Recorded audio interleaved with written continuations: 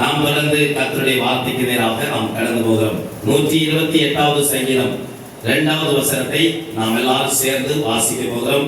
சங்கீதம் 128வது சங்கீதம் நாம் வாசிப்போம். நமக்கு எல்லாருக்கும் தெரிந்த சங்கீதம் 128வது சங்கீதம். உன் கைகளின் எல்லாரும் வாசிப்போம். உன் கைகளின் பிரயாசத்தை நீ சாப்பிடுவாய், உனக்கு பாக்கியமும் நன்மையும் உண்டாயிருக்கும்.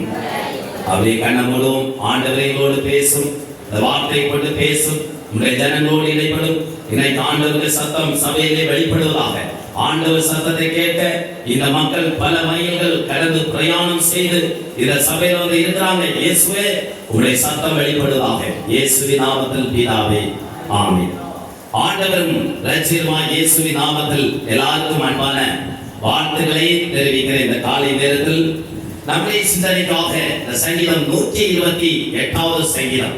அறியாதவர்கள் யாரும் இல்லை, புரியாதவர்களும் இல்லை. அடிக்கடி நாம் வாசிக்கிறதும் கேட்கிறதும் எல்லாருடைய திருமணத்துக்கும் வாசிக்கப்பட்ட ஒரு வேத பகுதி சங்கீதம் 128. இந்த சங்கீதம் இந்த காலையில் இந்த வசனம் உங்க வாழ்க்கையில நிறைவேறி இருக்கிறா என்று சொல்லி சுய பரிசோதனை நாம் செய்து பார்ப்போம். இதெல்லாம் நீங்க 40 வருஷம் 25 வருஷம் 50 வருஷம் கல்யாணம் ஆனவங்க இதுல இருக்கிறீங்க. உங்க கல்யாண வாழ்க்கையிலே இந்த வசனங்கள் எல்லாம் நிறைவேறினதா, ஏன் நிறைவேறவில்லை என்பதை இன்னைக்கு நான் காலையில சிந்திக்க போறோம். எல்லாரும் இந்த வசனத்தை கேட்கிறோம், படிக்கிறோம். ஆனால் இந்த வசனங்கள் எல்லாம் இன்னைக்கு வாழ்க்கையிலே நிறைவேறுவதில்லை.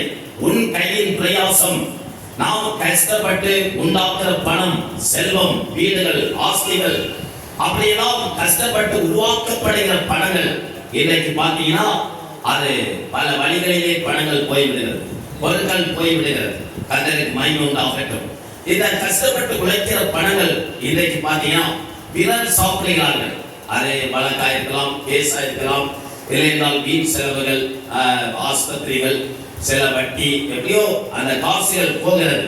மனைவி பிள்ளைகள் சாப்பிட வேண்டிய காசுகள் யாரோ எப்படியோ சாப்பிட்டு இருக்கிறாங்க. இருக்கட்டும். ஏன் இந்த ஆசீர்வாதங்கள் இன்னைக்கு நம்ம குடும்பத்துல சுதந்திரிக்க முடியவில்லை?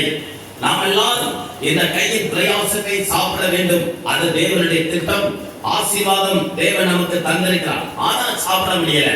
உங்களுக்கு அதற்கு உதாரணமா இந்த காலையிலே ஒரு மனிதனை காண்பித்து தேவனுடைய வார்த்தையை சொல்லி நான் நிறைவேற்ற போகிறேன். ஆண்டவருக்கு மகிமை உண்டாகட்டும். இந்த கையின் பிரயாசம் பார்த்தீங்கன்னா இன்னைக்கு அடுத்த கையில இருக்கிற ஆசீர்வாதத்தை ஆண்டவர் நம்ம கையில தருவை சொல்லி ஆண்டவர் வாக்கு பண்ணியிருக்கார். அந்த காரியத்துக்காக தேவ சமூகத்துல ஜெபித்து நீங்க எல்லாம் பல மைல்கள் கடந்து வரீங்க. தூர இடங்கள், காக்கல, நிலங்கலம், அப்படியெல்லாம் விரிவுல எல்லாம் வாங்கி பாருங்க. ஆமா, நீங்க எல்லாம் வந்துட்டு சும்மா போக கூடாது. ஆண்டவரே இவ்வளவு மணி நேரம் வந்து பஸ் பிடிச்சி இதெல்லாம் வந்து இருக்கீங்க. 6 மணி நேரம் ஒரு ஞாயிற்றுக்கிழமை நீங்க எல்லாம் செலவழிக்கிறீங்க. சும்மா இதுல வந்து இருப்பதில்லை. 6 மணி நேரம் சிலர்லாம் நீங்க நேரத்தை எடுத்து சபைக்கு வரீங்க. ஆண்டவரே நீங்க இந்த மக்களோடு பேசணும், வந்துட்டு போகக்கூடாது. எல்லாம் பெரிய ஞானிகள், ஞானவான்கள், ஆனால் பேசணும். அப்படியே ஆண்டவர் சமூகத்திற்கு தான் அந்த ஆலோசனை எனக்கு வந்துச்சு. இன்னைக்கு ஆண்டவர் உங்களோடு பேசுவாராக. பாருங்கள், நமக்கு ஆண்டவர் சத்துரு கையில இருக்கிற ஆசீர்வாதங்களை நமக்கு ஆண்டவர் கொடுப்பார்.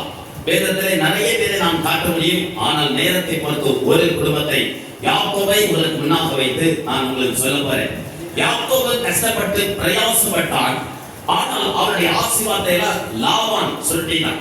எல்லாமே லாபான் வைத்திருக்கான். லாபான் கர்த்தர் திருப்பி தருவார்.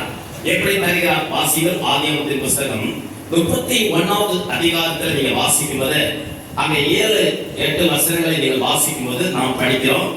யாக்கோபு பட்ட பிரயாசத்தை சாப்பிடுகிறது யார் சொல்லி பார்த்தீங்கன்னா லாபான் என்று சொல்லி பார்க்கிறோம். இந்த லாபான் எல்லாத்தையும் அவனுடைய உழைப்பையெல்லாம் சுரட்டி சாப்பிட்டான். கர்த்தர் அதையெல்லாம் திரும்ப லாபான் கையிலிருந்து பறித்தார். அவன் எடுத்து கொடுத்தார். பாருங்க, எல்லாம் யாக்கோபுக்கு திரும்ப ஆண்டவர் கொடுத்தார் சொல்லி பார்க்கிறோம். இந்த ஆராதனையில உங்களுக்கு ஆசீர்வாதத்தை எங்கெல்லாம் சத்துரு எடுத்து வச்சிருக்கானோ நாம் அந்த ஆசீர்வாதத்தை எல்லாம் திரும்ப பெற போகிறோம். அல்லேலூயா சொல்வோம். அந்த ஆசீர்வாதத்தை எல்லாம் கர்த்தர் நமக்கு தருவார். நாம சாப்பிடுவோம். நாம பிரயாசத்தின் பலனை நாம் சாப்பிடுவோம் என்று வேதம் சொல்கிறது. எப்படி சொல்லி ஒரு குடும்ப பிரசங்கமாகவே இந்த செய்தியை நான் உங்கள் மத்தியில கொடுக்க போகிறேன். யாக்கோபு நமக்கு தெரியும். வாசிகள் ஆதியாகமத்தின் புத்தகம் 31:7-8 வசனங்களை வாசிப்போம். உங்கள் தகப்பன் என்னை வஞ்சித்து வந்துச்சு. இப்ப இவன் பாருங்க, இப்ப நிறைய சொத்து இருந்தது, அண்ணன் பங்கெல்லாம் இவன் வாங்கிட்டான். இப்போ ஒரு ஜமீன்தார், அப்படி நல்ல ஒரு சொத்துள்ள ஒரு மனுஷன். இப்படி இருக்கும்போது இரண்டாவது அப்பா சாக போறாரு. அப்பா சாக போறப்ப அப்பாட்ட நீ ஆசீர்வாதம் பண்ணு. ஏசா ரெண்டு பேரும் நிற்கிறாங்க, நமக்கு தெரியும். அப்பா கூப்பிடுறாரு, டேய் நான் மறிக்க போறேன், மறிப்பதுக்கு முன்ன உங்க ரெண்டு பேரையும் என் ஆத்மா ஆசீர்வதிக்க தோணுது, அதனால நான் ஆசீர்வதிக்க போறேன். அதுல நீங்க ஆசீர்வாதம் வேணும்னு சொன்னா என் வாழ்க்கை ருசியான நல்ல சாப்பாடு நீங்க செய்து கொண்டு வாங்க. ஆமா, ஏசாவிட்ட சொன்னாரு. ஏசாவிட்ட சொன்னதும் ஏசா இந்த காரியத்தை கேள்விப்பட்டான். அவன் ரொம்ப கடுமையான உழைப்பாளி. நேரே போனான், வனத்துக்கு போனான். போய் அங்கே போய் அம்பு அடிச்சு ஒரு மிருகத்தை பிடிச்சி தோல் உரிச்சு அதை அவிச்சு ரெடி பண்ணி வந்தான். அவருக்கு முன்னாடி அவன் அம்மா இளைய மகன் மேல் பட்சம், ரொம்ப பாசம். சில நேரம் பெற்றோர்கள் கூட பட்சபாதம் காட்டக்கூடாது. பார்த்தீங்கன்னா பட்சபாதம், இந்த மகனுக்கு இப்படி, அந்த மகனுக்கு இப்படி, இந்த மகனுக்கு இப்படி பட்சபாதம் செய்யக்கூடாது. பட்சபாதம் அது செய்யக்கூடாது. ஆனா ரெபேக்காள் பார்த்தீங்கன்னா அவங்க பட்சபாதம் காட்டிட்டாங்க. ஏசா கஷ்டப்பட்டு வனத்துக்கு போய் ஆடு மாடு அடிச்சு கொண்டு வரான். ஆனா அம்மா கூப்பிட்டு இளையவன்ட்ட சொல்லிச்சு, அப்பா அப்படி சொல்லிச்சு. ஆமா, ஆசீர்வதிக்க போறாரு. மூத்தவன் ஆசீர்வாதத்தை வாங்கிட்டு போயிடுவான். ஏனுக்கு நீ என்ன பண்ணு, இப்படியே குறுப்பழியில வா, எனக்கு தெரியும் அப்பா எப்படி சமைச்சு கொடுக்கணும், எனக்கு தெரியும். இப்போ தொழுவதற்கு ஒரு கண்ணோட்டி எப்படி அடி கொண்டு வா, நான் சமைச்சு தானே, நீ கொடு. சுருப்பழிய வந்துட்டான். ஆனா துரிதமா வருகிற ஆசீர்வாதம் துரிதமா போயிடும். ஆமா, குறுக்கு வழியிலே சம்பாதிக்கிற சம்பாத்தியம் நிற்காது. அநியாயமாய் பொருளை சம்பாதிக்கிறவன், ஆமா, சாப்பிடுறவன் சுவாசம் போல இருக்கும். ஆமா, அப்படி அநியாயமா நீங்க சம்பாதிக்க கூடாது. ஆமா, எந்த பணமானாலும் கஷ்டப்பட்டு உழைத்து வருகிற பணம் அது தங்கும். அல்லேலூயா சொல்லுங்க பாப்பா. கஷ்டப்படாம குறுக்கு வழியிலே சம்பாதிக்கிற பணம் நிற்காது. ஆமா, நீங்கள்